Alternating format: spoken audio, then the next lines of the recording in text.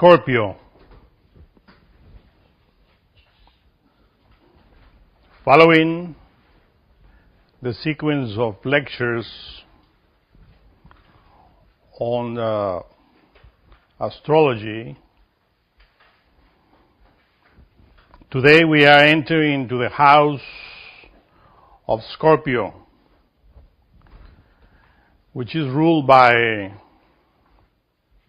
Samael and by Pluto, Hades, the lord of practical magic. Scorpio is the sign that rules the sexual organs.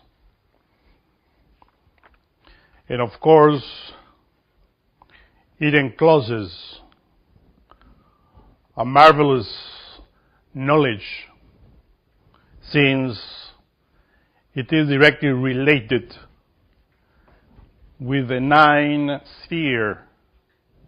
The ninth sphere in the tree of life, which is Yesod, foundation.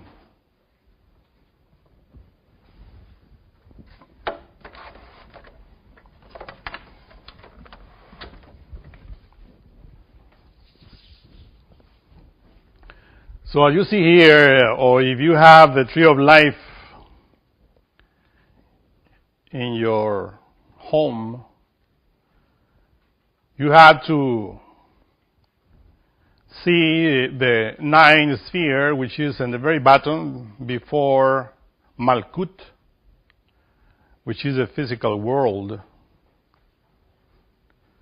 So Yesod is called the door, whether for the inferior dimensions or to the superior dimensions.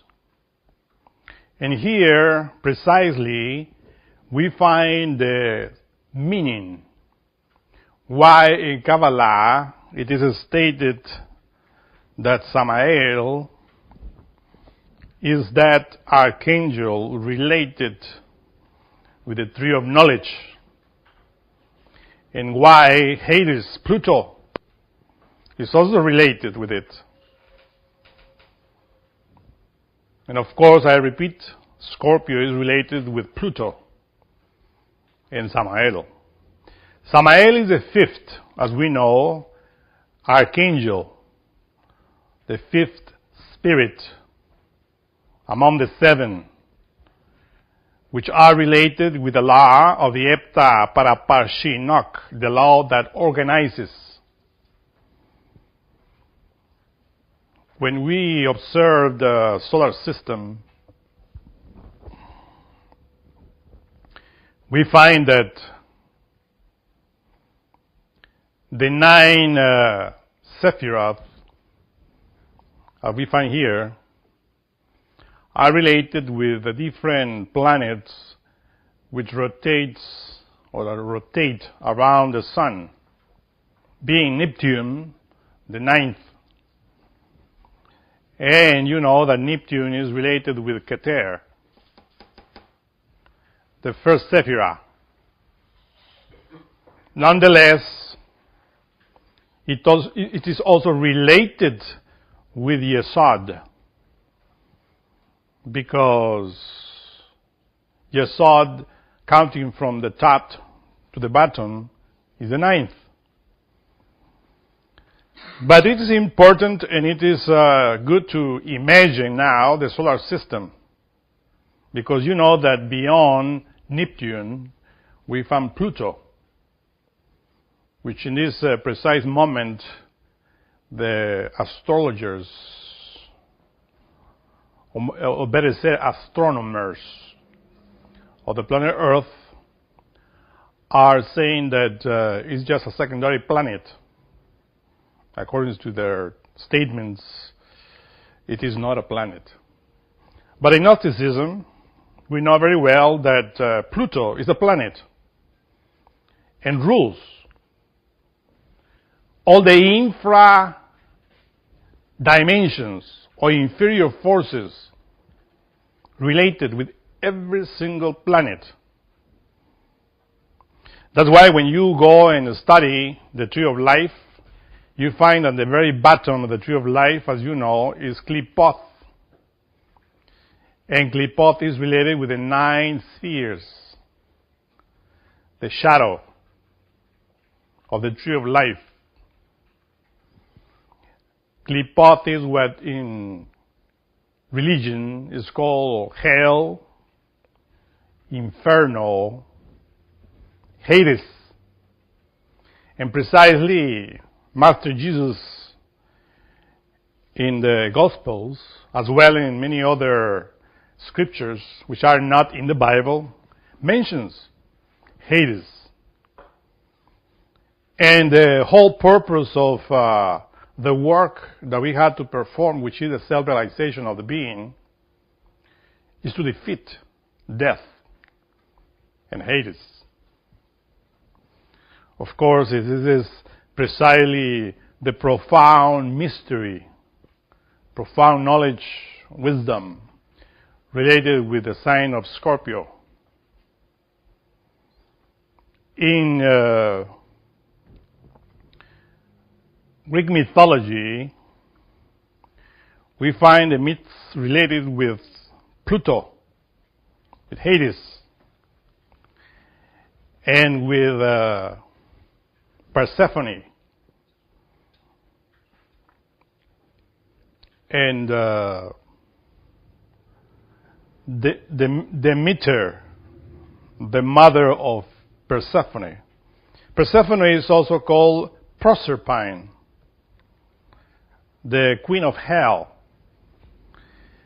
And Demeter sometimes is related with Rhea or with Isis, different names. It is, of course, as we explained in the previous lecture of Virgo, when we were explaining about the Divine Mother, or the feminine aspect of the creative forces of the universe. So the Divine Mother, as you know, is represented in many religions with the different virgins or female adepts that achieve the self-realization. Because the different virgins that we find in different religions are just female initiates that achieve the self-realization, and that's why they have the honor to represent that which has no form, which is the Divine Mother. And the second aspect of the Divine Mother, as we were explaining in the lecture related with Virgo, with the Virgin, is Mother Nature. And precisely here in the myth related with Pluto and Demeter, the goddess of the earth, or the goddess, as you said, of harvesting, which is celebrated or was celebrated in ancient times in the mysteries of Eleusis, the Eleusinian mysteries. Beautiful celebrations and rites which in the ancient times where people were celebrating the lesser mysteries, or the initiation into the lesser mysteries, and the initiation into the greater mysteries in the Eleusinian mysteries of Greece. Of course, a beautiful Gnostic knowledge which is hidden and covering a lot of secrets that in this day and age we are unveiling and delivering. Because these mysteries of Demeter and Persephone were hidden for the public, and it was prohibited to talk about. But since 1919,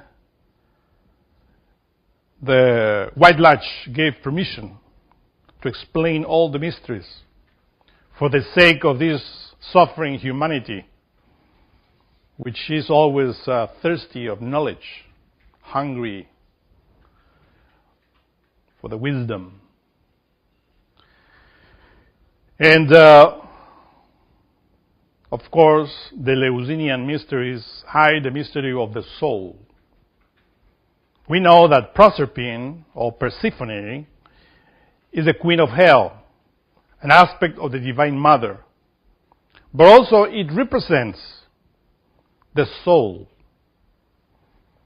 that emerges from Olympus, which is nothing that the superior dimensions, because in Greek mythology, Olympus is precisely here where we see all the higher Sephiroth of the tree of life, where all the gods abide, attributes, forces that we need to develop.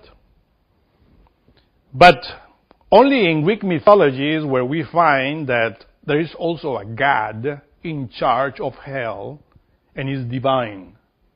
Is not evil like in Christianity or other religions. And is precisely Hades, Pluto, which is in charge of hell, but is a god from Olympus. It's a divine god. And when we see this, we discover a great mystery. That really Pluto is related with what in esotericism we call the infernal gods. Did you hear about the infernal gods? Of course, it is important to emphasize this because we are not talking about demons. We know that in Qliphoth we find all those demons, the Black Lodge. But also in Qliphoth we find the infernal gods.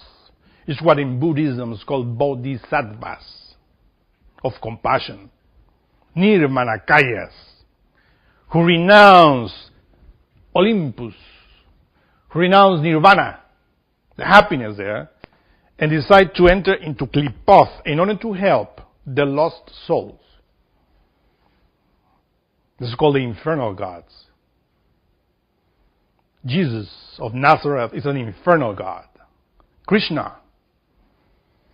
Those infernal gods are precisely severe and very, mysterious, unusual. They behave in different ways. They don't behave like the gods of Nirvana, or the gods of Olympus, because they had to always overcome certain tasks. If you realize the great heroes in different religions, you find, for instance, to begin with Jesus, that it is stated that before resurrection, he descended into hell. And he liberated many souls, the soul of Abraham, Isaac, Jacob, and many other prophets, to resurrect them, to take them out of Hades. This is how it is written. But when you inquire in Greek mythology, you find there are many heroes that did that. That went to hell, for instance, Perseus, and cut the head of Medusa and go back as a hero. Hercules did many tasks in hell, took Cerberus from hell. And really, this is a mystery of initiation, which was hidden in different stories. The initiates, the ancient Gnostics, left that in order for us to use it as a guidance for our own particular work. To begin, as I said in the beginning, Persephone is also the symbol of the soul, which is innocent. Why? Because as you know, the embryo of soul, the Buddhata, descends from heaven, from Olympus, and is part of Jupiter, Who is Jupiter? Jupiter is the innermost, called Zeus. Each one of us has his own particular individual Zeus, or Jupiter.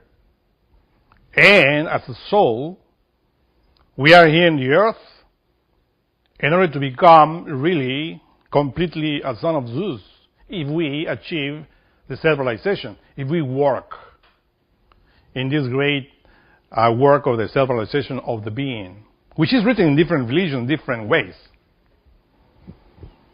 So that soul, which is us, because this is what we are, call it consciousness, soul, essence. We descend from the stars,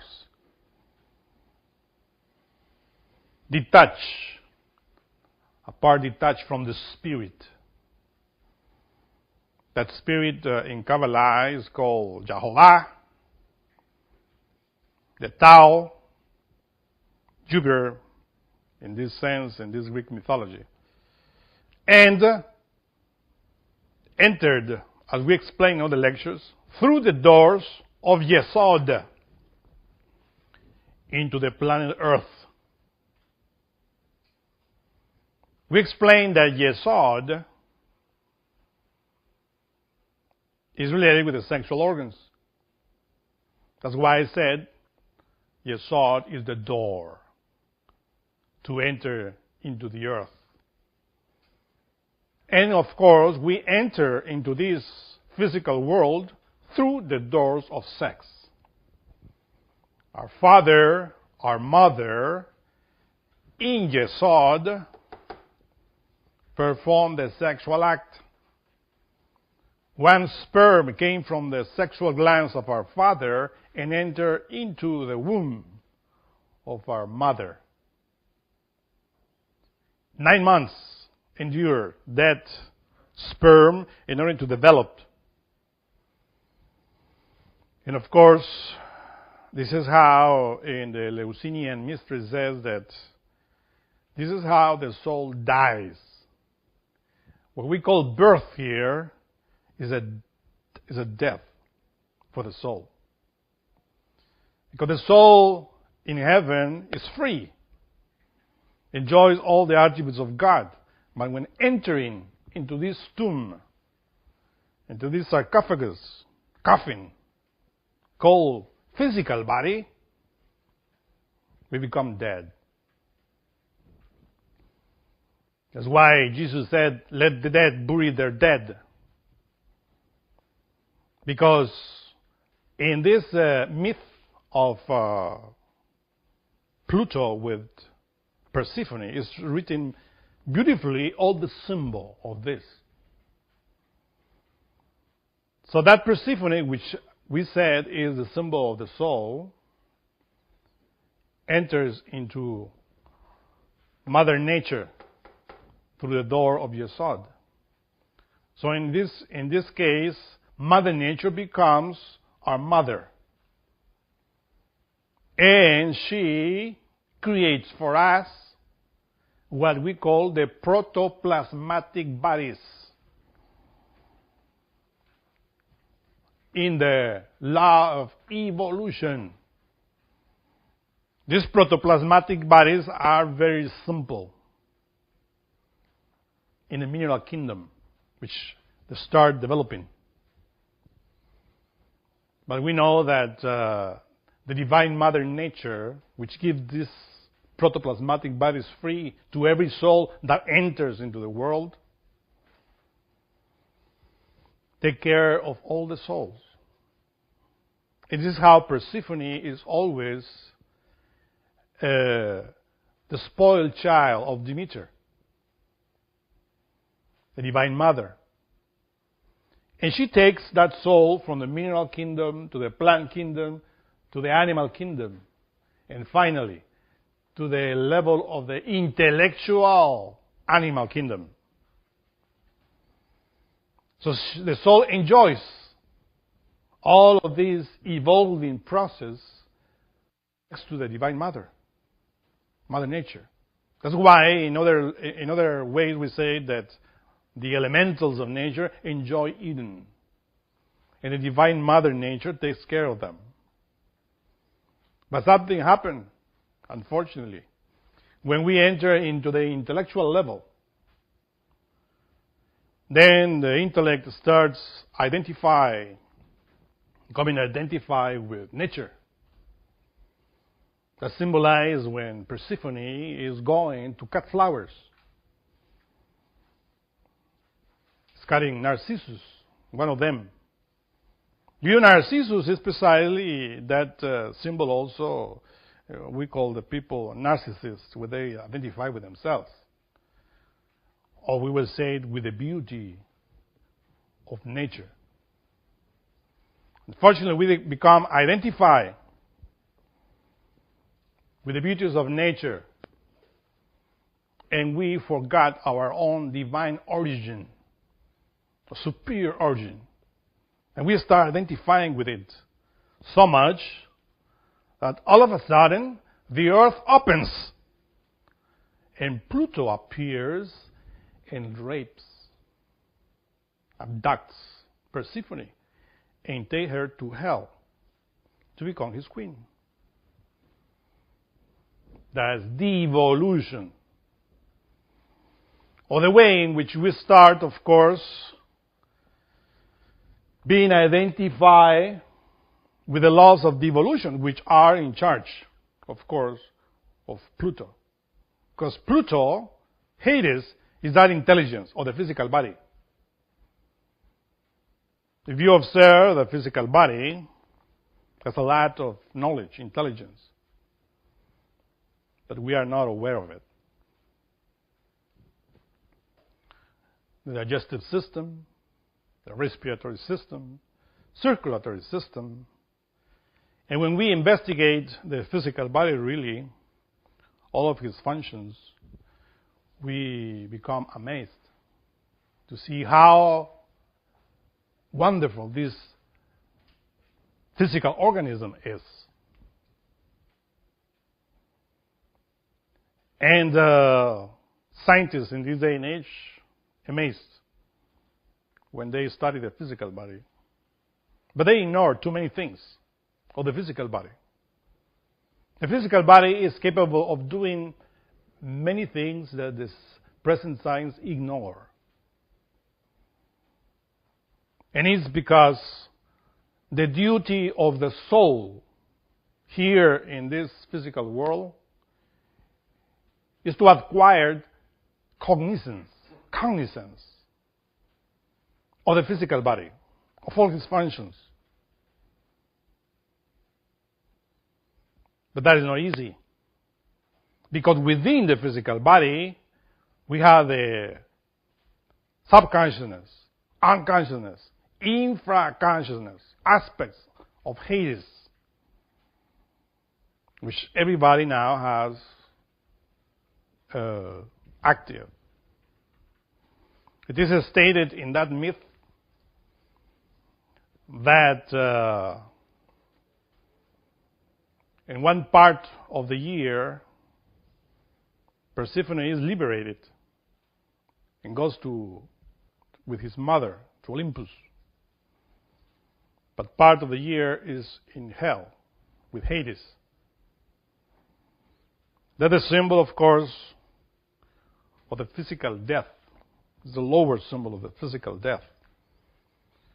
When we die physically, then the soul finishes of being in this jail, in this dungeon which we live, which is the physical body. And is free and enjoys certain time there in heaven, in Olympus, in order to return again later into a new body and to be again in the kingdom of Hades. So we have to understand and comprehend this. In the level in which we are, which is the intellectual humanoid, we belong to the kingdom of Hades.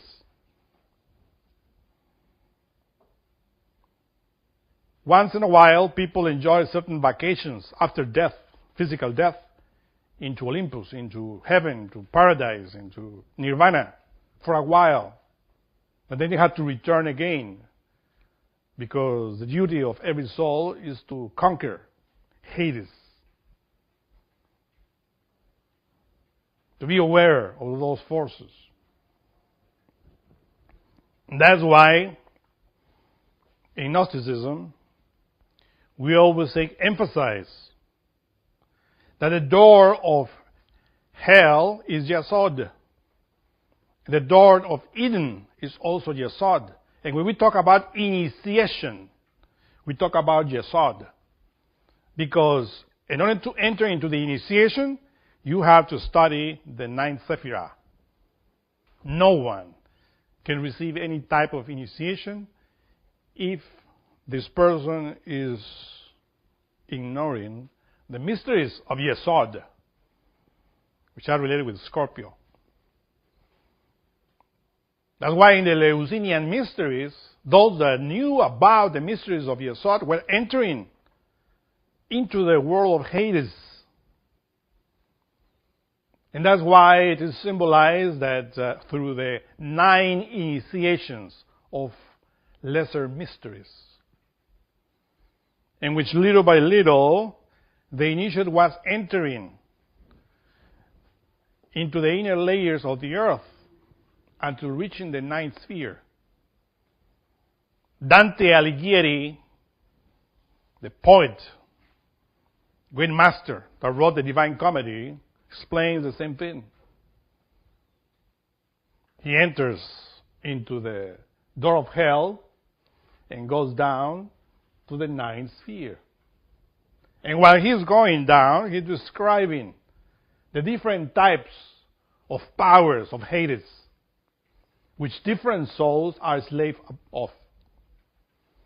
But the initiate has to conquer, because every single personage in the Divine Comedy symbolizes in Hades something negative that we have to conquer. And Virgilius, the master of Dante, describing with him all of this, is beautiful. The book, the Divine Comedy, is beautifully described. How first we had to develop the 9 initiations of minor mysteries. But for that, the initiate has to be in chastity, whether he is married or is single. If he is single, he has to take care of his sexual energy. Because if the individual is fornicating, and then he is, of course, being a slave of the forces of hell.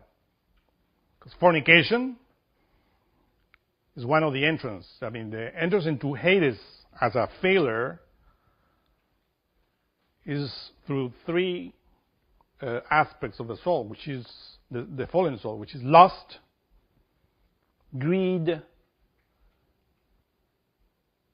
and pride. Lust, of course, has its roots in fornication. Fornication.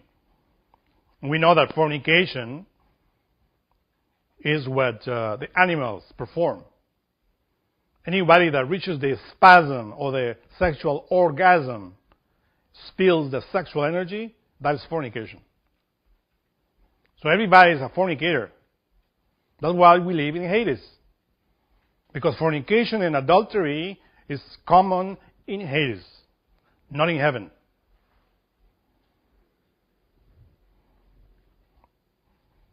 Of course, that's why the great messengers that became infernal gods came in order to teach the rules of above to the fornicators of the earth, in order to change their behavior. And then for that, they had to enter into the initiation to take care of the sexual energy and study their psychology.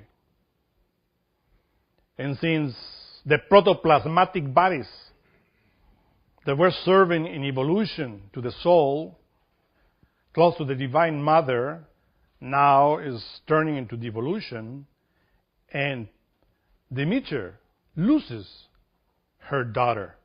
This is what mythology says. She's desperate, looking for her daughter, because Pluto abducted her. Is now down there. This is precisely in the way in which we are. We forgot about our Divine Mother.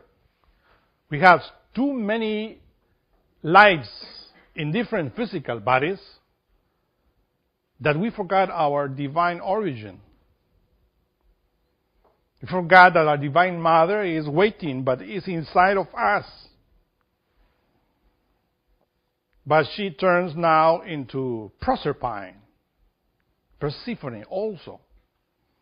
Because that's one of the aspects of the Divine Mother, which is in hell, the Queen of Hell. We need to go out with our Divine Mother, but with the permission of Hades. We have to defeat the subconscious, infraconsciousness. We have to conquer the body.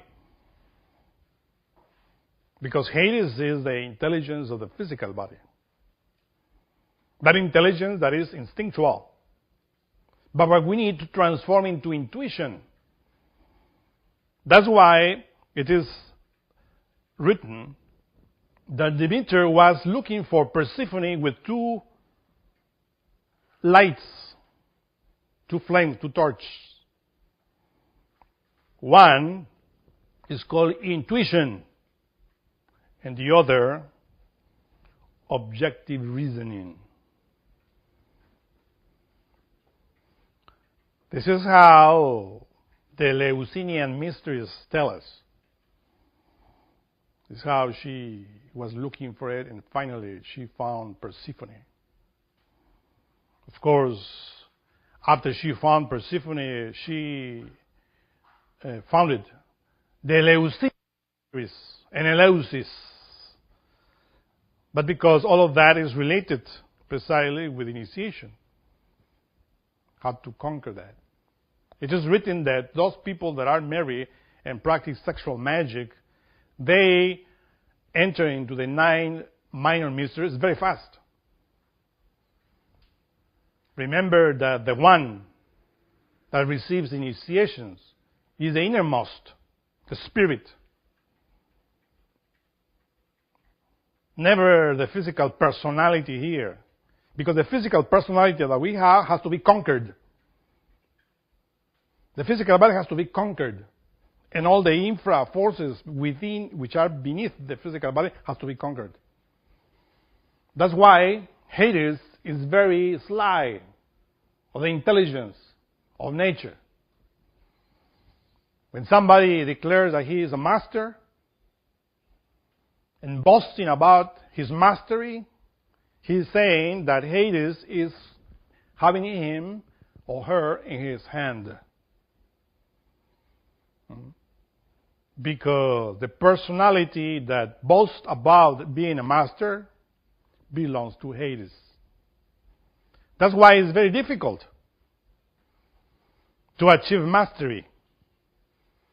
Because the ego, the different elements that we have within, are always related with different aspects. Pride, for instance, as we said, that is one of the doors to go into Hades.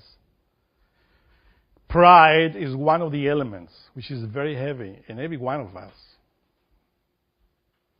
Pride is precisely that element that always looks for the way in order to go up, to show himself, to boast that he is being wise or better than anybody. And it's Hades, of course, the force of Hades working through that person or to that initiate. That's why it is written that it is very difficult for somebody to reach self-realization. Because that implies to leave the kingdom of Hades. It implies that Persephone has to go out from hell. to be free, to resurrect, in other words. Of course, this descension into hell, which is described here by the rape of Persephone, by Pluto, is represented also in Christianity by the descension of Jesus Christ into hell after his crucifixion, after his trial. You see, the trial of Jesus is nothing but the initiation in order to enter into hell, in order to defeat Hades. Because after that, he is crucified, and you know that the cross is a symbol of a sexual act. The vertical beam represents the male, and the horizontal is the female. Both, the cross, symbolize man and woman performing the sexual act. And this is how the initiate develops that. And this is the symbol of Scorpio. Of course, you will say, well, everybody performed the sexual act, so everybody is an initiate. No, of course. We're talking about here about Maituna, Tantra, sexual magic, in which you perform the cross, but you don't reach the orgasm, the spasm. That is called transmutation. This is called the Arcanum AZF, the Great Arcanum, the Ark of Noah, the Ark of the Covenant, the Ark of Science. You enter with all of your animals in the Ark of Noah to do the work in the waters of life. And you know that the waters of Genesis are this related with Yesod, as we said in many lectures. People, when they read mythology, whether it's Greek mythology, Hebrew mythology, or any type of mythology, they take the letter face value. And it's wrong. Because behind the story is hidden the meaning, the guidance.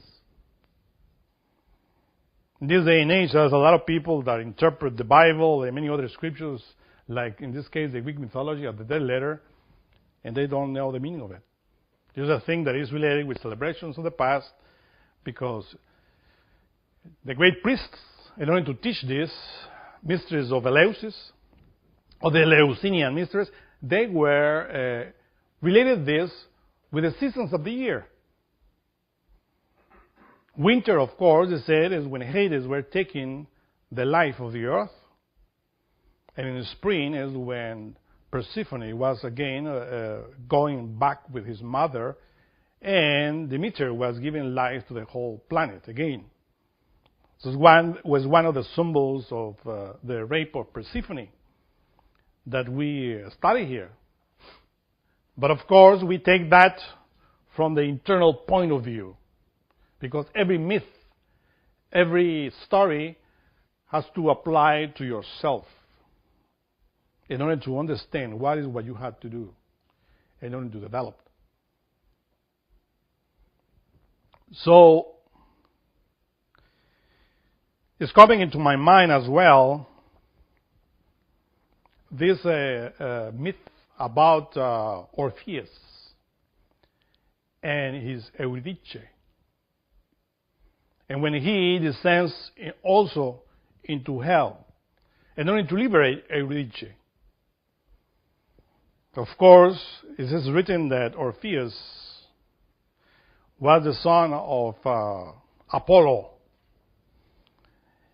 and the muse of music, Calliope, which is a symbol, of course, of the divine forces of Olympus.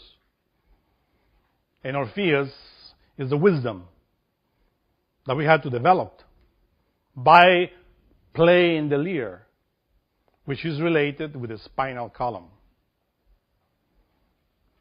Here is precisely when we have to understand that first we enter into the lesser mysteries and then into the major mysteries. When we reach the very center of the earth, we find precisely the ninth sphere, Yesod, and all the power, which in Christianity is called Lucifer. The angel of the abyss, says the book of Revelation, which is death, destruction for the common souls, but which the initiate utilizes in order to climb to the major mysteries.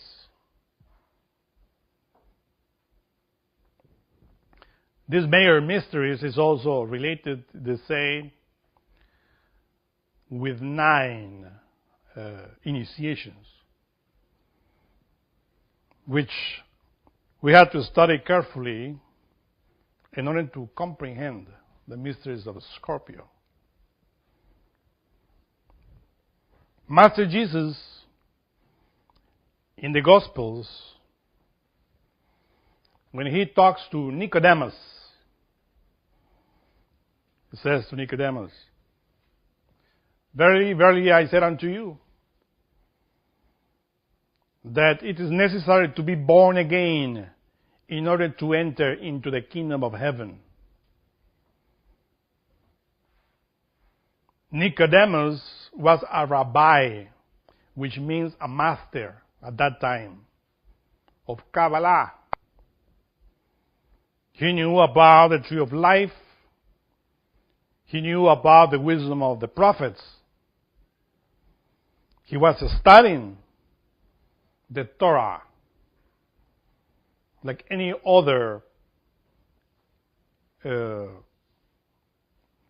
Hebrew at that time. But he didn't know about the mystery of being born again. Because of course, like in Judaism, in Christianity, in many other religions, they always celebrate the baptism as a symbol of being born again. There are many people in this day and age that they say that they are twice born, that they achieve the second birth just by believing in something or by receiving the baptism in any religion. But we know very well the mysteries of Scorpio tell us that baptism, to be born again, is related with the sexual force. Sexual magic is called. But Nicodemus in the Gospel says, how can an old man be born again? Can he enter into his mother's womb again and to be born again? And Master Jesus wonders and is amazed that Nicodemus didn't know about it. And this is precisely how we the Gnostics wonder. That there are many people in this day and age that call themselves Christians of different denominations that preach in the TV, in the radio. They have many thousands, millions of followers. And that they know the Bible. They study the Bible. But they don't know about this mystery. They think that to be born again is just to believe in what is written, or to believe in the personality of Jesus. But it's not, to be born again is not to believe in the personality of Jesus. Is to study the doctrine and to practice the doctrine that Jesus taught to his 70 disciples in secrecy. Because he was talking in parables to the public and to his disciples in secret. And this is a mystery. That's why he answered to Nicodemus with a mystery. He said, it is necessary to be born by the water and the Spirit in order to enter into the kingdom of heaven. It's a very Kabbalistic, alchemistic answer. To be born by the water and the Spirit. If you don't know about alchemy, if you don't know about the mysteries of Yesod, the mysteries of Scorpio, you will think that he is telling him, you have to be baptized, as I was baptized in the Jordan, without knowing that it's a mystery, it's a symbol. To begin, we go back into the very beginning of Judaism, and we study the book Bereshith, which is a word, a Hebrew word, which is translated into English as Genesis. The book of Genesis states very clear that in the beginning, the Spirit of God was moving upon the face of the waters. What waters is talking in the book of Genesis? The waters of the sea, the waters of the river Jordan, the waters of a lake. What waters? In alchemy, in Gnosticism, we know that the book of Genesis, which is a book of alchemy, is a Gnostic book written by Gnostics of ancient times. Moses described there and says clearly that in the beginning, the Spirit of God, the Ruach Elohim, was moving upon the face of the waters. Of course, God creates. The creative waters are the waters of sexuality, which are called semen, and which is developed in the sexual organs of the female as well as the sexual organs of the male. The male has male semen and the female semen. The Spirit of God, called sperm, floats in the male waters, and the ovum floats in the female waters. So that is the spirit or the energy, we will say, because when we study the sperm and the ovum, we discover the atomic force which is there moving the life of those gametes are precisely the Spirit of God, the force of creation, which not only we have it, but which is also a fluid, a force in the animals, in the plants, in the minerals, is everywhere. Magnetism, electricity, that's precisely that spirit, Ruach Elohim, that we find in all the kingdoms of nature. But the only individual that can take advantage of that spirit, that fluid, that energy, is the intellectual animal. Because you need to reason. You need to develop intuition in order to take advantage of that. This is how you enter practically into the major mysteries and start being born again.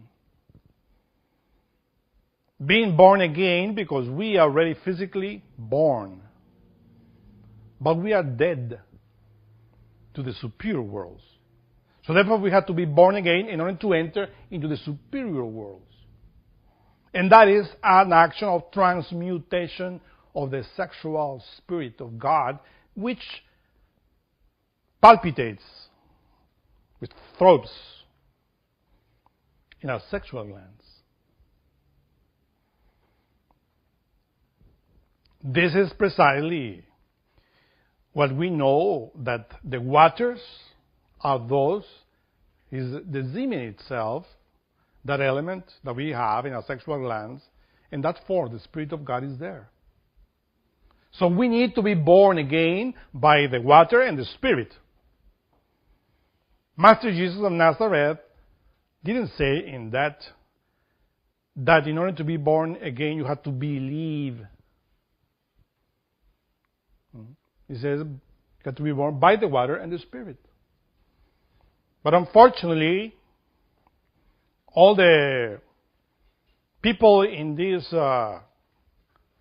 world that follow Christianity or Judaism ignore that any type of water is a symbol of the creative energy, sexual energy. Because we came here in this physical world because of that water. That's the door into the physical world. If it wasn't for that water of sexuality, we wouldn't be here. As well, the process in order to enter into the superior worlds is a birth. Why? We said we came from there, but now in order to enter, to return there, we had to dress with the wedding garment of the soul. Because the protoplasmic bodies, as we were explaining in the beginning, that Mother Nature gave us, they are bodies which are related, submitted to the laws of nature. Evolution and devolution. Evolution and devolution. So first, we are in the hands of Mother Nature, enjoying life in evolution as elementals of the mineral kingdom, plant kingdom, animal kingdom. But when we enter into the level of intellectual animal kingdom, all of a sudden, the earth opens and Pluto, the king of hell, pulls us down. Because those protoplasmatic bodies have to die. This is what they call the second death in the book of Revelation. They have to be disintegrated. Because in nature, this is a law. It's not like people think, a condemnation. No, this is just a law. Physically, when we were born, or we started, as you know, as sperm. Then the fetus were developed in the womb of our mother. Then that fetus came out of the womb of our mother, started growing up, young, adult, and start devolving. And eventually, the physical body that we have is not eternal. You know that, because it's submitted to the laws of this world of Malkut. The world of Malkut has two laws. It's called the wheel of Zamzara. Evolution, devolution, evolution, devolution. So, our physical body will devolve, will decay, will die. We know that. But not only those bodies die, but also the protoplasmic bodies that are those bodies related with emotions, with thoughts. Because when we talk about material bodies, mechanical bodies submitted to the laws of evolution and devolution, we think only the physical body. Because the present science, which study the dogma, listen very carefully, the dogma of evolution, because present science make of evolution a dogma. They don't know that it's just a twin sister of the other law, which is devolution. If you have to be complete, we have to study both laws. But just to make of evolution a dogma is absurd. So we have, of course, to know that the protoplasmic bodies that we talk here are those bodies related with emotions and thoughts. When you go and you are physically tired, you start yawning, you go to bed, physically. And then happens that which commonly is called astral projection. You go out of your physical body in order for the body to rest. Because if you will stay inside your body and you won't sleep, the physical body won't sleep, and then will you have insomnia. You know that the vital body, which is the superior part of the physical body, needs to charge the physical body during the night in order for us to be okay again into our sarcophagus, into our tomb called physical body, and to come to the lecture, go to the job, to do whatever we do physically. But during that moment when we are out of the body, we are handling the dimension of dreams, or we are in the dimension of dreams with the protoplasmic bodies. That's why we keep thinking and feeling there. The protoplasmic bodies are matter as well, but molecular and atomic matter. It's not like this physical matter. It's called cellular. You see, in order for you to understand, let me explain. An atom makes a molecule, a cell, an organ. And a compound of organs is called organism. This is our physical body, called physical organism. But the organs are made of cells. But the protoplasmic bodies are also bodies with organs, given by nature, in the same way that we receive the physical body free The same way we receive the protoplasmic matter free too. But they are submitted to other laws. They have atoms which make molecules, and those molecules make organs. And those organs make organisms. You see? So those organisms are molecular organisms, not cellular. That's why they are submitted to other laws. So when we sleep, we go out of the body and we are there in the dimension of dreams with those bodies. That's why we think that we are in the physical world. But those protoplasmic bodies also have to die. They are submitted to other laws. They were growing from the mineral kingdom, plant kingdom, animal kingdom, and now that we are in this level of intellectual animal kingdom, they start decaying, devolving as the physical body devolves, but because they are submitted to other laws, to other dimensions, their descension, their decay, their devolution is longer. It's called eternal. It's not that people think that eternity is a time without end. No. Eternity has a beginning and an ending. As here in this physical world, we have a beginning and an ending. So eternity is that's why. It's not like a never-ending time. So when we die, when the second death, the book of Revelation, is the descension into the world of Hades in order to devolve, in order for those bodies to decay and to finally disintegrate. That's natural. And we are, unfortunately, submitted to these two laws. And that's precisely what the superior beings want us to learn. What that physical body that we receive here and the protoplasmic bodies that we have within, that we manifest in the other dimensions, are mechanical, are called lunar. And we have no future, you see, within or with them. So we need to be born again, meaning we have to build organisms that will be submitted not to the mechanicity of nature, but to the laws of heaven, to the laws of the Sephiroth, superior Sephiroth. And this is precisely what Master Jesus was explaining to Nicodemus. Your physical body is mechanical, will die. Your internal bodies are mechanical, will die. So you need to be born again in order to enter into the kingdom of heaven. Because you cannot enter into the kingdom of heaven with those protoplasmic bodies, with those physical bodies. Because that matter belongs to this mechanicity of nature. There is another nature here which is superior. It's called solar nature. Whose bodies are submitted to other laws. It's called immortal bodies. And this is precisely what was hidden in the mysteries of Eleusis, with the myth of Pluto, Persephone, and Demeter.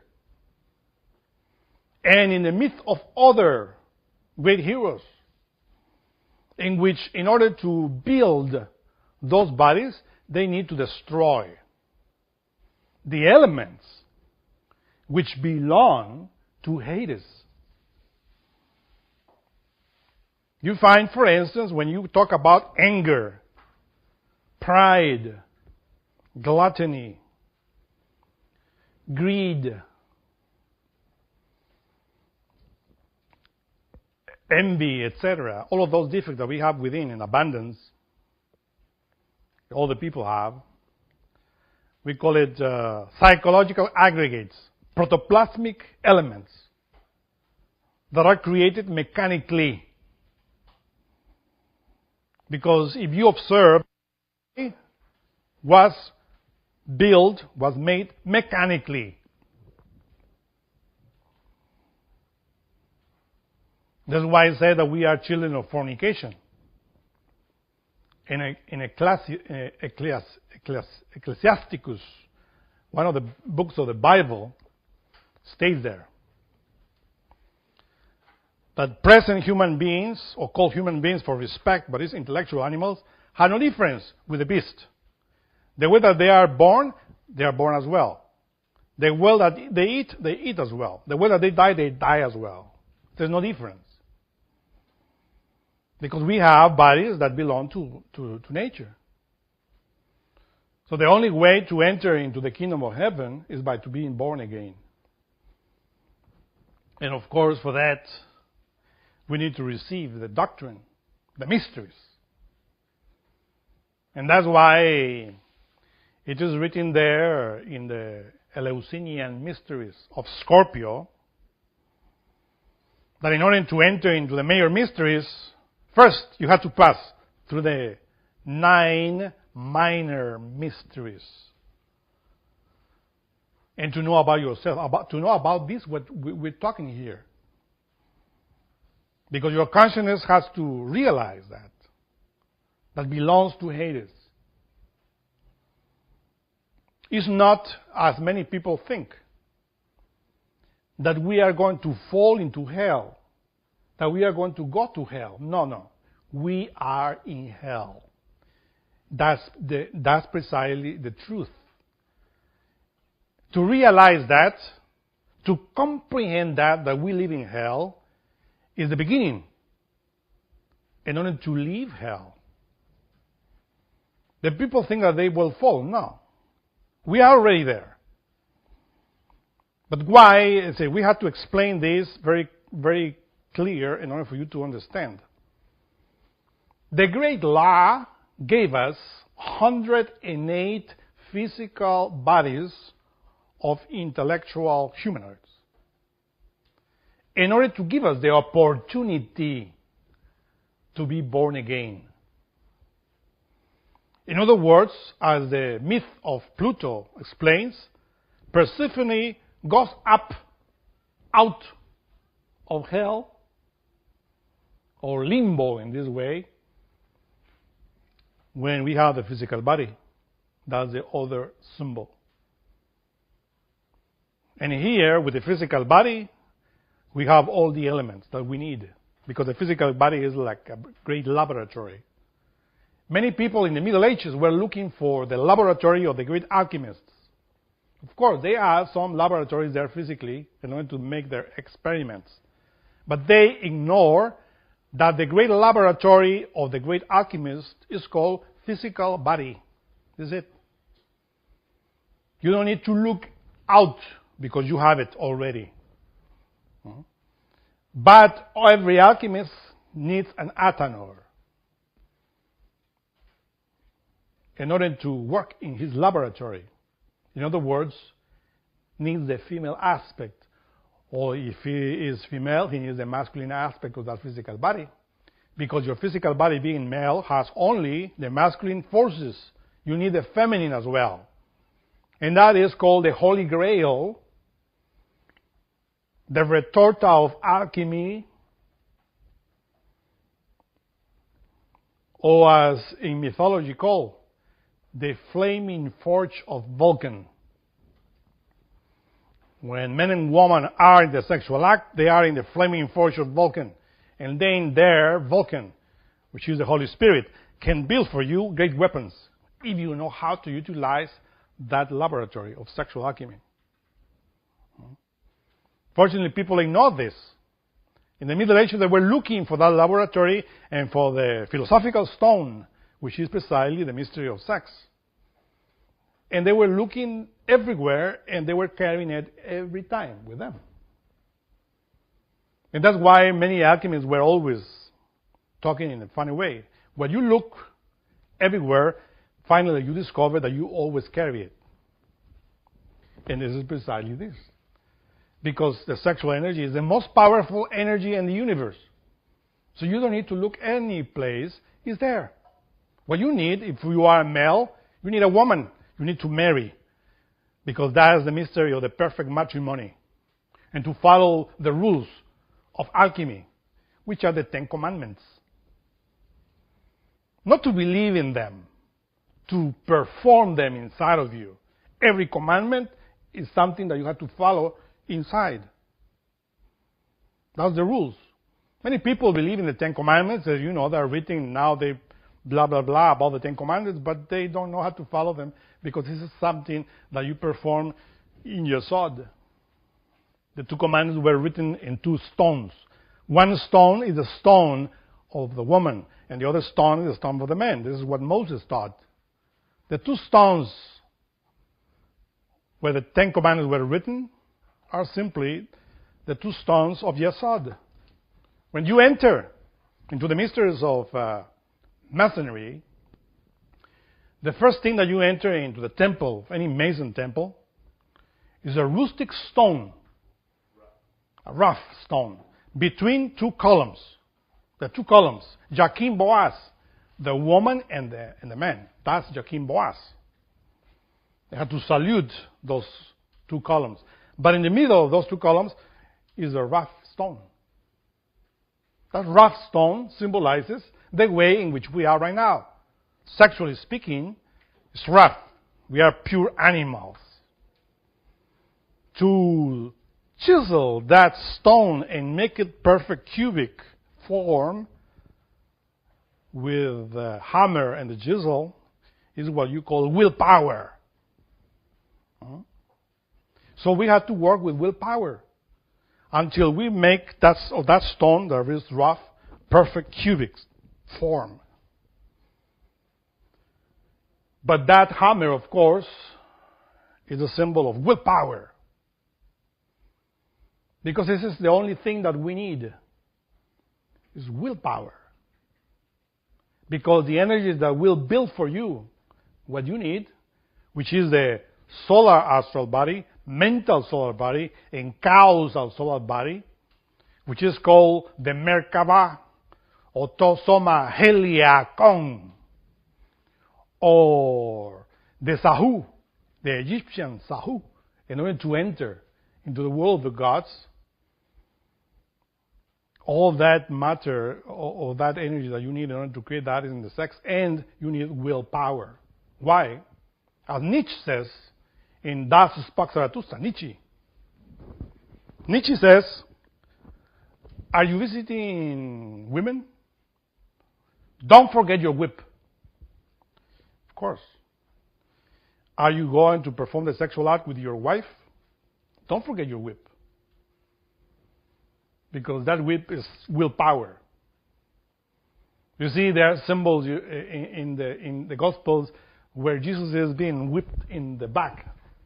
That's precisely the efforts that the alchemist does when he's in the sexual act in order to transmute the sexual energy and not spill, not reaching the orgasm, to dominating the beast, the donkey, because what he wants is to enter into the heavenly Jerusalem, wearing the wedding garment. And that's precisely the mystery. Willpower is the only thing that we need. You came here because of your will. Whatever you do, you need will. What you need is just to change the will in order to command the forces of Hades. Fornication, lust, is strong in every one of us. And Hades knows that that's his power in order to pull the souls into his kingdom. But we need to go out of Hades.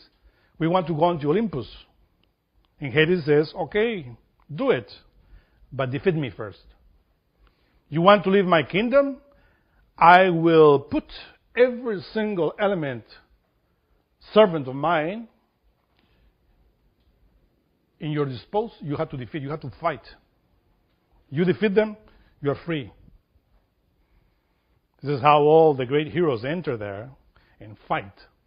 But the entrance is inside. It's inside your subconsciousness, unconsciousness. This is how you enter in order to fight. And the key is willpower. That's why we said our motto is telema, willpower. Because in the very sexual act, you need willpower in order to transmute the sexual energy, in order not to reach the orgasm or the spasm. And that implies a lot of will. That's why the weak, those that have no strong will, cannot succeed in this path. To be born again is a matter of willpower. It's a matter of manipulating, handling the sexual energy in order to create for us superior bodies. And that's the mystery of to be born again. That's the mystery of transmuting the water into wine, as Jesus performed that in the wedding of Cana. The 6 vessels are the symbol of the lover in Kabbalah. That you need to decide and you use willpower in order to transmute all your water into the wine of the Spirit. Because remember that the wine is a symbol of the Eucharist. And when you receive the body of Christ, so that body of Christ has to have to run, to flow inside your belly. And for that you have to transmute the waters into wine. That's a miracle that only the wife and the husband can perform in the weddings of Cana. That's the first miracle that Jesus performed, because it is the first thing that we have to perform. And this is how we enter into the mysteries, or major mysteries. And this is how we, little by little, start living internally the Gospels, or the mysteries of the cross, which are written in the New Gospel.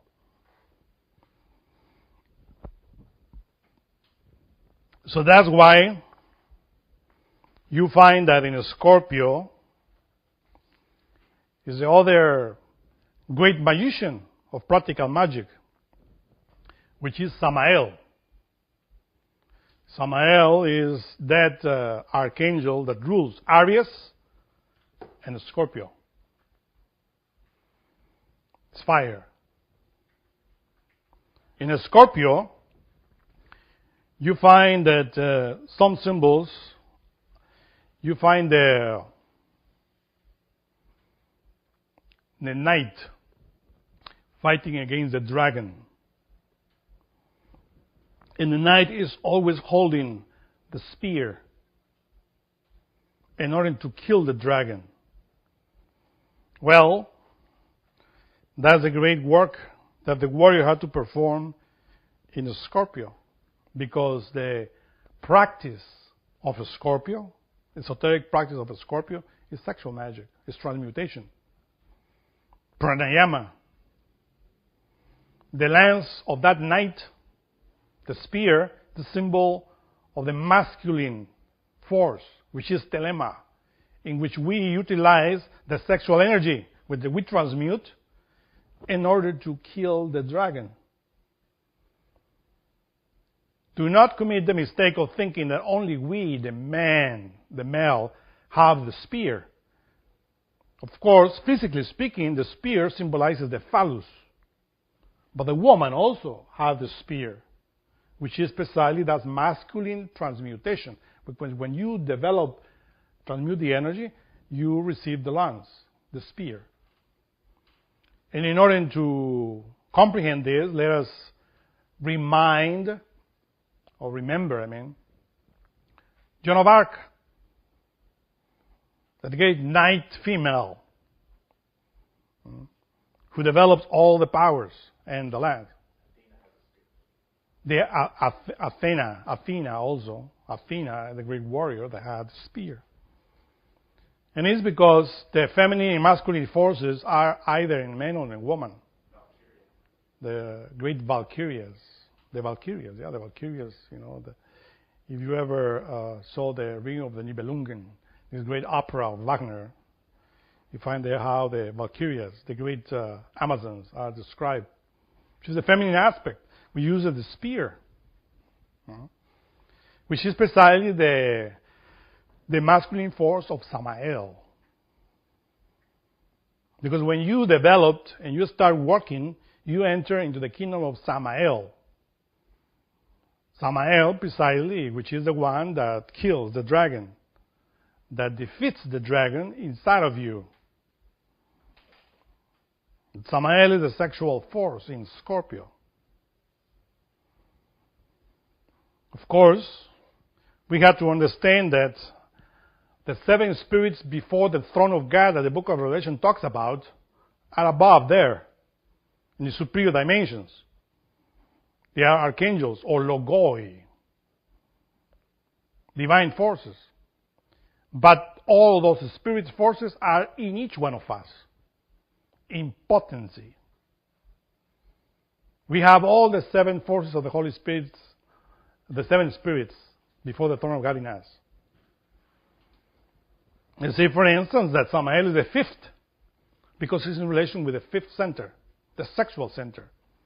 And that's why he is in a Scorpio. He is the one that delivers the weapons in the sexual act to those that know how to defeat. He says there that Samael is the god of the blind, because in the beginning when we start, we are blind. But little by little we receive the sight, because that energy is what gives us the internal sight that we need to, in order to see all of these things, all of these mysteries. And the dragon, of course, is Lucifer. It's another name that we have to explain now, because it has many attributes, many symbols. Here we are talking about Lucifer, which is the sexual strength, the sexual power that anybody has. It's called Lucifer. Lucifer means light bearer, the carrier of the light. But in Qliphoth, in the kingdom of Hades, in black magic, there is a demon whose name is Lucifer. This is something similar to that we were explaining the other time. The Tetragrammaton, the sacred name of God, is Yod, He, Vav, He. And those 4 letters, with those 4 letters, you also write a name of a demon, whose name is Yahweh. With many demons in this physical world have intentionally mistake or confused with Jehovah.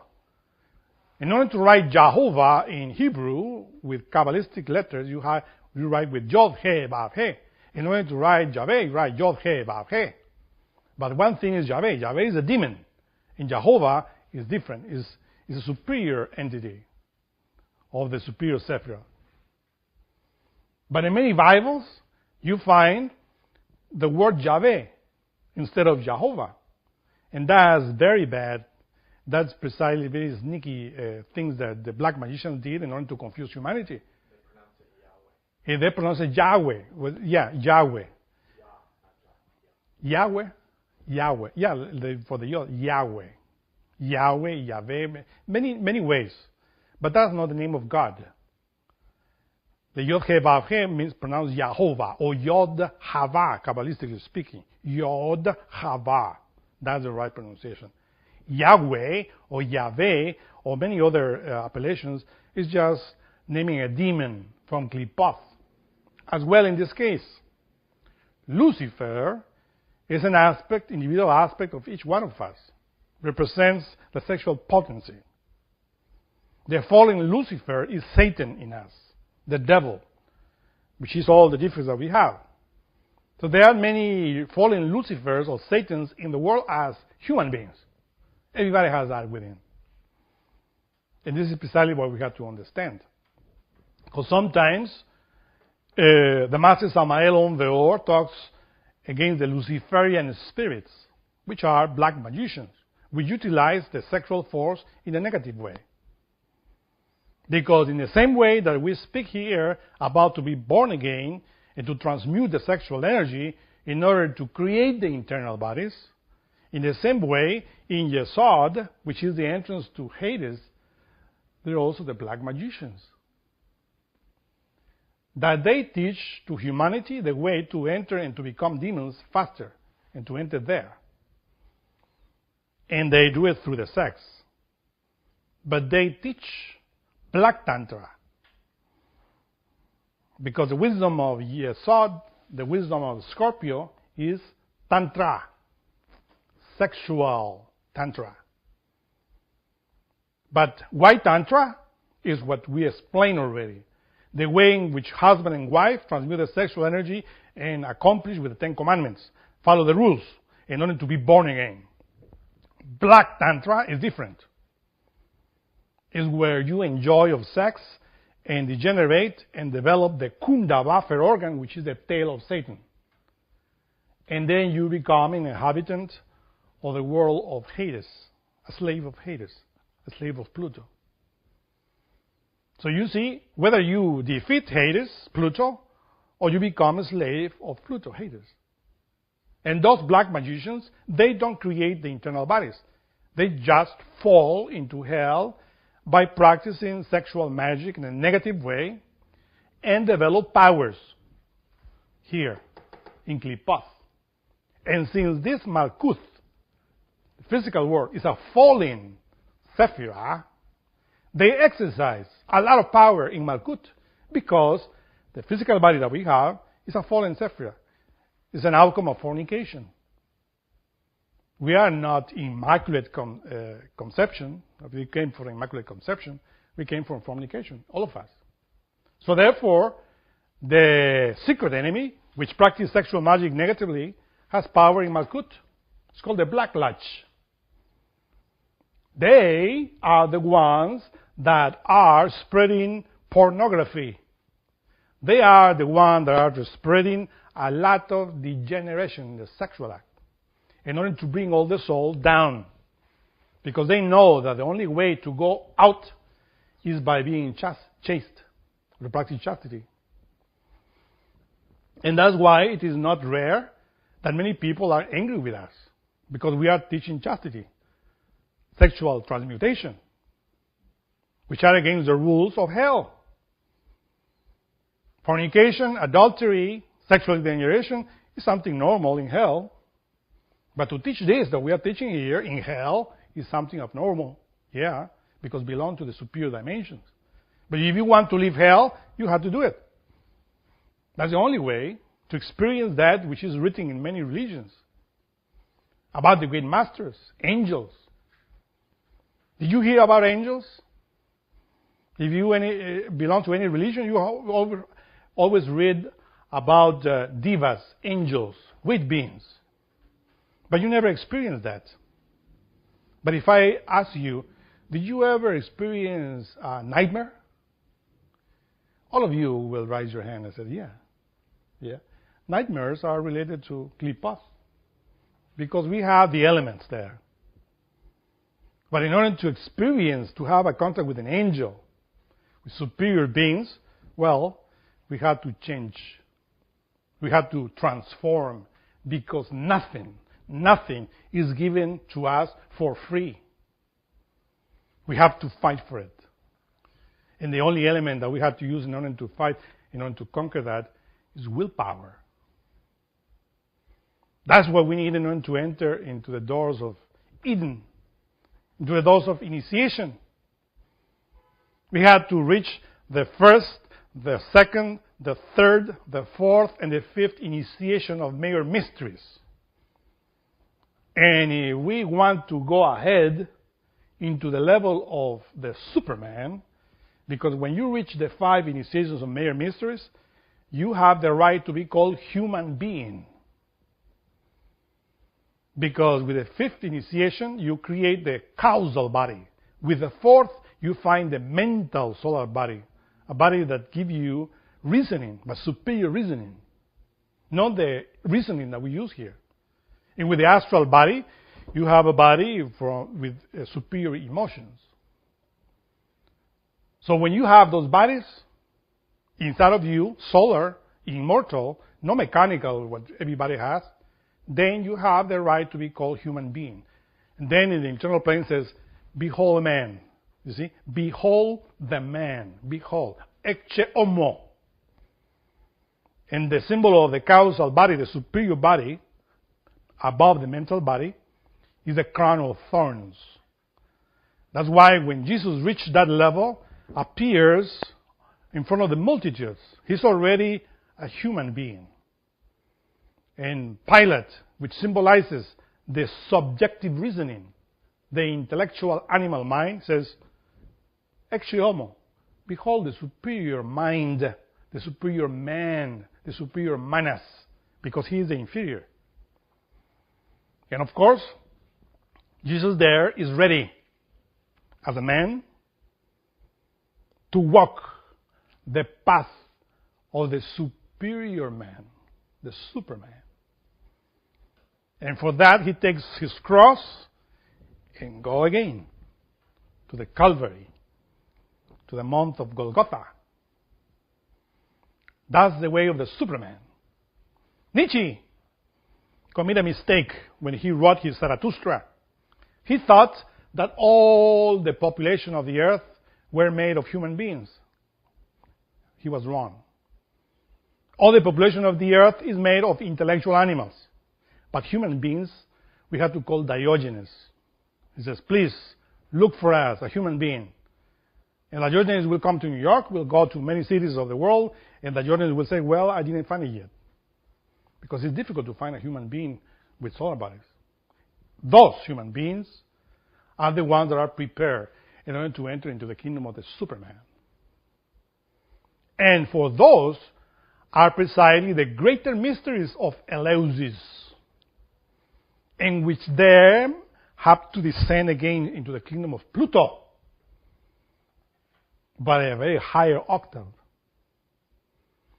Because then they discover, oh, Pluto is not only related with the hells of the earth, it's also related with the hell of all of the planets above. And we have to enter now in the hell of Mercury, in the hell of Venus, in the hell of the other planets, in order to gain access to the level of Superman. That is what is called as resurrection in different levels. 9, this is called the Enneagram. There is a book there called the Enneagram, written by somebody else. That book has nothing to do with this. The real Enneagram is for men that already are in the 5th initiation and wants to enter into the level of Superman. And they have to enter into each hell and to conquer the heaven of that planet. And like that, that's the Enneagram, which is internal, profound. And that's the other aspect. When Pluto says, okay, you left the hell of the earth, but I still wait for you in other planets.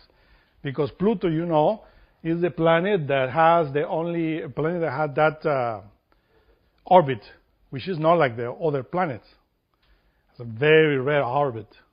They circle about all the 9, because he is the ruler of all the infra dimensions, all the hells of the other planets. He has to be defeated first here in the earth. And if you want to follow the direct path, the path of the Bodhisattva, and then you have to defeat him again 9 times. But many initiates, they said, 1 time is enough. And they prefer to enter into the spiral path. Only the brave ones, the courageous ones, say, no, I will defeat Pluto also in the other hells, because I want to return into the bosom of the absolute. They are very rare. But whether you enter into Nirvana or into the absolute, you have to defeat Pluto. Hades. And he is not outside, he's inside. He's the intelligence which is mechanical, automatic in us. And we have to be cognizant of that. That's the path of the initiation. And of course, he's just talking in general ways here, and he's the wisdom of Scorpio. Samael is telema that we need when we enter into the major mysteries. Do you have questions? Is the defeating of Pluto in the 9 different hells, is that the same as the 9 mysteries, the minor mysteries? And the first step is to enter into the minor mysteries, 9 minor mysteries. It's the first, in which you start defeating your awakening, we will say, and knowing about your own nature, little by little, until you reach the 9th one. That's the beginning. But after that, you have to practice sexual magic. You can descend in the 9 minor mysteries being a single bachelor, but only with chastity. I mean, without, you have to stop fornicating. That's why in ancient times, those monks or nuns that were prepared, that already passed the 9 minor mysteries, were entering into the mysteries of sexual magic. Unfortunately, many monks of the Middle Ages and nuns forgot about. And they were just keeping their celibacy, and they were not practicing sexual transmutation as bachelors, because you need to know the mysteries of pranayama. You have to manipulate, you have to handle the sexual energy. It's not just sexual abstinence. But of course, if you are married, you have to learn how to transmute the sexual energy in the sexual act. And that gives you more energy in order to pass the 9 minor mysteries very fast. While if you are a bachelor, you can also pass it, but very slow. We will say that the bachelor goes in a donkey, and the married one was in a jet. Yeah? What does AZF and Arcanum AZF stand for? What does it mean? Those are Latin letters for aqua, sulfur for fire, azot, and F for fire, or for hot, are the 2 elements. What we need is water and fire in order to develop consciousness, azot. Yeah? You said the initiate has to descend into the hells of other planets. Does this mean that we have egos there in the infernos of other worlds, and not just in our own? We have elements, we will say, for instance, related with the ego, with the protoplasmic bodies, are related with the mechanical forces of the moon, which are related with Yesod. The moon has 2 aspects, one visible and the other invisible. The visible, as you see here, for instance, every time we have full moon, we see the moon there, but we don't see the other side. The same way, we have defects that we clearly see. You will say, oh, I am very lustful. I am very angry, proud. I have greed in me. I have a lot of gluttony.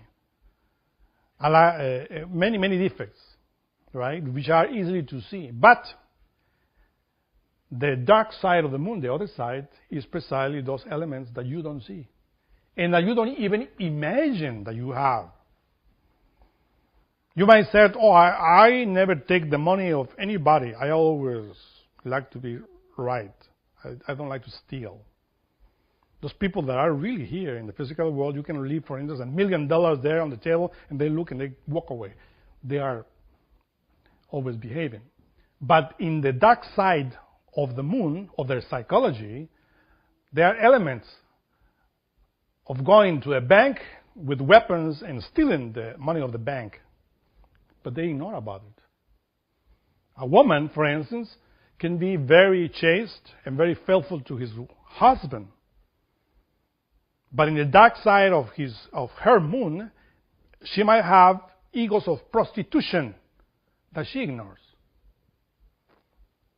And that's why this is very good, because there is in certain place there a lot of people that are identified with witches and sorcerers. Anybody that enters there into their school is a sorcerer or is a witch. Well, everybody, listen to this, everybody is a witch, everybody is a sorcerer. It is enough for you to like this type of knowledge, for you to have that type of ego. Because in ancient times, you didn't find the Gnostic doctrine. You were looking for something mysterious And unfortunately, you found the Black Lodge teaching you black magic. So the Master Samael on the earth told to me directly, he says, it is very rare to find a Gnostic which has not that ego inside. So therefore, to accuse somebody that is a witch, that is a sorcerer, that's a very bad joke, or very bad taste. Because everybody is a sorcerer. Everybody is a witch. Those egos are within.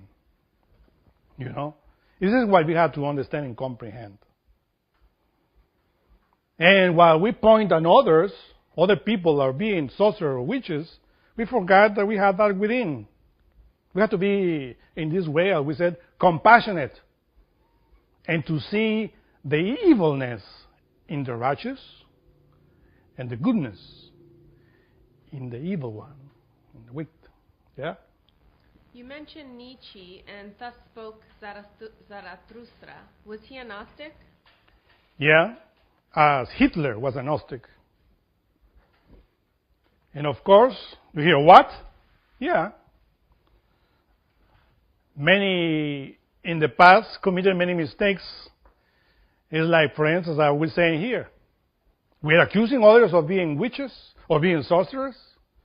That's what Hitler was doing in the ancient times, or in the Second World War, accusing others of being Zionists.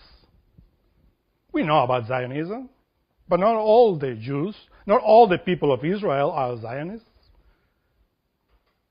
They may have organizations with that name, but Hitler thought that all the Jews were Zionists. And there were, he was fighting against Zionism, but he didn't touch the heads. He just was against people that were just workers of Europe. Women, children that didn't know anything about this. Right? So that's why precisely when we fall into mistakes, you know. The Black Lodge exists. Sorcery exists. But they are not openly. We are open. Another question? Can you explain a little bit more? You just talked about Hitler, but how is he, what happened with him? How did he get onto the wrong path? Well, in the beginning, he was with the White Lodge, and he was working for Germany, for the good of Germany. If you study the life of Hitler, you will see how in the beginning he was doing a lot of good for the Germans. But then, because he knew about this knowledge, somebody from Tibet, and this is something very important here, because we know the Dalai Lama is a great master, but not all the people from Tibet are white. In Tibet, there is a Black Lodge, a clan that practice black magic. So that clan sent a messenger to Hitler. But Hitler knew about the Secret Order of Tibet. And that black magician, who was an impostor, passes as a white. And he started teaching Hitler black magic and advising him in the wrong way. So Hitler, this is how he started deviating from the white path. And at the end, he was working for the Black Lodge, not for the white. And he gained a lot of karma, of course, because this black magician was deviating him and telling him lies, and all the actions that he took in that time in Europe were wrong. And anyone can pass for that too. If we start judging everybody as being black, well, everybody's black in this world. I only know a white master in Christianity. His name is Jesus of Nazareth. Or maybe St. Francis of Assisi, a great master. But the rest, we're black. We are not here, of course, playing white. We are black too. But we are fighting, we are fighting against Pluto. And we invite you to fight against your own Pluto, your own negative forces. But we are not going to play that we are angels. Angels are above, and we are here below. This is precisely the right thing to understand this. We are here below, and below we are all cut with the same scissors. We have to fight. And whatever we conquer inside, we have to keep silence. Not to talk about, because that's secret, that's sacred. That belongs to God, not to us. Another question. What is Zionism? Zionism is a group of black magicians that were working against Moses in the time of Moses. And they betrayed Moses. And they keep planning that in order to conquer through their way the humanity, the world, whatever. There's a movement called that, which is nothing to do with it. There are many movements. Repeat. There are many movements called Zionists in this day and age. But the real ones are not public. The ones that you find that are called Zionists or whatever, Zionism, there are many here in America, in Europe, in many places. They are not related to this which we are talking here. The real Zionists are in secrecy, doing their work in secrecy. And they are not so stupid in order to go in the public, but they know how to manipulate the public. Yeah? Not sure if this is even a question. The 9 steps, the lesser steps, I mean, is there kind of an outline of what that involves? Or? The 9 steps are related with the 9 spheres of Klipath. And is it like one is dealing with lust, and the next is dealing with pride, or? Well, there are many egos related with each sphere. Of course, in each sphere, some psychological aspect of us results. But which one is? Only you can answer that by descending into the lesser mysteries, because each one of us is different. That's why it's very bad to generalize. To say, oh yeah, the ego of this sphere is related. Yeah, we can say some examples, as Dante explains some examples in each sphere. But really, we have to discover that for our own, because we have to know ourselves. Man, know thyself, and you will know the universe. So in the 9 lesser mysteries, you descend and you know little by little all your psychological aspects related with Pluto, related with Hades. But remember, there are forces there that can cheat you easily, because they are inside of you. Great initiates were deviated by those forces in the past. Hitler was deviated. Napoleon in the beginning was working very good too. And Napoleon at the end was declaring himself emperor, was betraying the White Lodge. You see? So there are many great writers, philosophers that really were working in the very right way, but the forces of Pluto, the dark forces, were manipulating them in the end. This is the path of the racist age. That's why in order to enter into this path, you have to know a lot of good and evil. The good within the evil and the evil within the good, in order to know how to work and not to get stagnant and to commit stupidities like Hitler. He was walking in the beginning was working good. Suddenly he gained a lot of karma for all that he did in the Second World War. Now he has to answer in the future about that, because that soul still is there, but is in jail.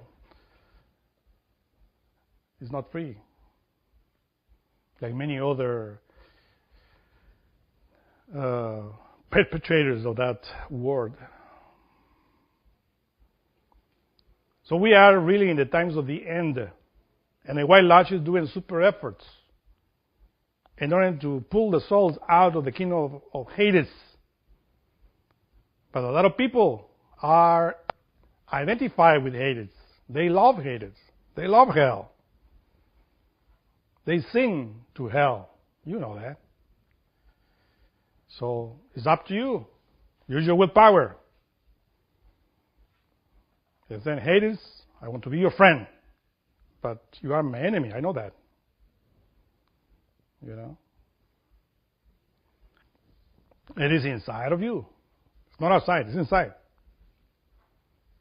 Don't worry. That's why Master Jesus says, don't worry about the, how do you call that, in the eye of your brother? The what? The splinter in the eye of your brother. Don't worry about that. Worry about the trunk that you have in your eye. That's precisely. If you walk in your trunk, you're good. But if you start worry about, the brother is such and such, the sister such and such, look what they're doing. Let them alone. Let them do whatever they want. The work is inside of you. It's a self-realization of yourself, not of other people. And the ego tends to do that, to judge, unfortunately. We need to know the dangers, and that's why the Master Samael Onveo wrote about many dangers. There in the internet, in the website, you find initiatic preparation that we're placing there in order for you to know what the Master wrote in order to warn us about the dangers to anyone that wants to follow the path. Yeah? You said in 1919 the White Lodge decided to kind of let these mysteries out? Yeah, in 1919, that was the date, according to our time, when the White Lodge opened the doors again of the superior worlds in order to start helping people to enter into the superior worlds. But how is this knowledge known? How is what? How is it known that was open in 1919? Well, it's known by the masters that are walk, of course, because in this physical world, is nothing that you can't have in order to prove it. You have to awake in order to know what date was, which coincides with the moment in which the White Lodge opened the doors and says, okay, before this humanity reaches the end, we need to help the souls that want to return into the light. And that date was 1919. Since that time, we started teaching this little by little, and it's everywhere now. But believe me, not only the White Lodge is working, also the Black Lodge. As much light we give, the darkness becomes more thick. And end with this, let me tell you a story. Master Samael Onveo wrote his first book called The Perfect Matrimony. And all the Black Lodge was angry against him because he was unveiling and teaching these mysteries to all the world, openly. And then the black magicians told him, we are going to work against that book. You will see. So in the physical world, he was waiting for another book that will reject and against his book. And he kept writing other books and never found a book talking against his writings. Finally, he discovered that the Black Lodge was not writing any book. What the Black Lodge was doing is promoting pornography. That was the work against it. And now, it's very spread. So that you see how the two lodges work. It's too easy to enter into hell. The door is very broad. You enter there, but the door into superior dimensions is chastity. And nobody likes that. No ego. That's it. No more questions. Thank you very much. And Sagittarius, wait for us.